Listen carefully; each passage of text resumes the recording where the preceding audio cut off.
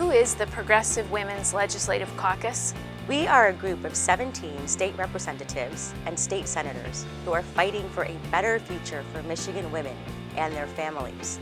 Before coming to the legislature, we held jobs as first responders, social workers, business owners, and teachers, among other important roles.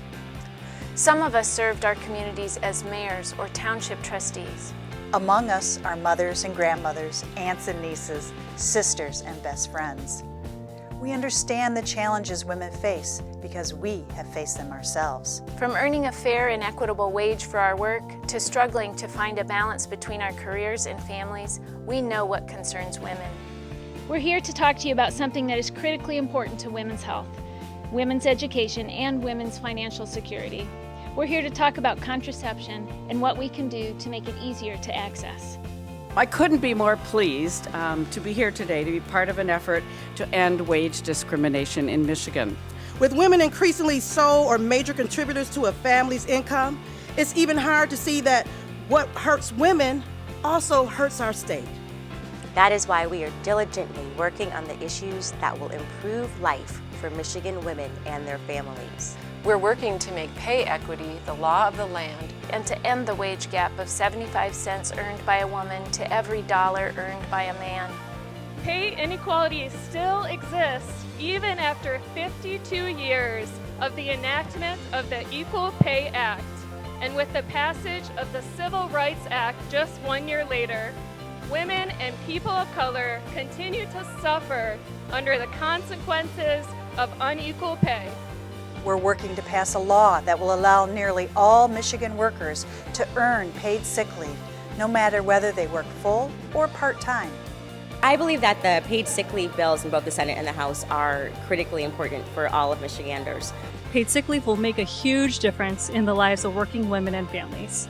Paid sick leave would mean that working women won't lose money out of their paycheck because they have to miss work to care for themselves or a sick child. We're fighting to make sure women have affordable access to the contraception that enables them to plan for their future and control painful medical conditions.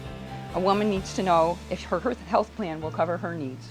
It is a simple matter of equality, respect, and equal opportunity for women. And we're fighting to make sure older women have the resources and tools they need to live long, productive lives and remain independent. All of these things may be important for women, and they are. But that isn't the only reason we're working so hard. We're putting all our energy and hard work into these issues because they matter to all Michigan families. If our state can require women to buy this policy to get full health care coverage, then we can also require health insurers making it available to them. Public funding is a statement of our values. When we give tax dollars to organizations that help children find homes, it showcases our state's value of adoption and the importance we place on the lives of our state's most vulnerable citizens. If that legislation doesn't get repealed, that at least we're sending the signal that women's vital, necessary health care should be available and those riders should be available for purchase. Please stand with me and my fellow legislators to ensure that those who commit sexual assault and domestic violence can no longer feel safe from justice. Join us in furthering legislation to protect the victims in these situations and make our campuses a place of learning, not a place of fear.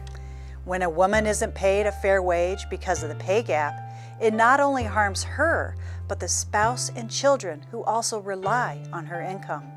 When a woman loses her job because she needs to stay home to care for a sick child or other relative, her whole family pays the price. Lacking access to cancer screenings means a woman may not detect breast or cervical cancer until it has advanced to a more dangerous stage. She won't suffer alone. Her entire family will suffer with her. A woman's well-being, both economic and physical, is directly tied to the well-being of everyone she loves and all who depend on her. So when we say we're fighting for Michigan women, we're fighting for Michigan families. And that's something worth fighting for. We're the Progressive Women's Legislative Caucus, and we're working hard for you.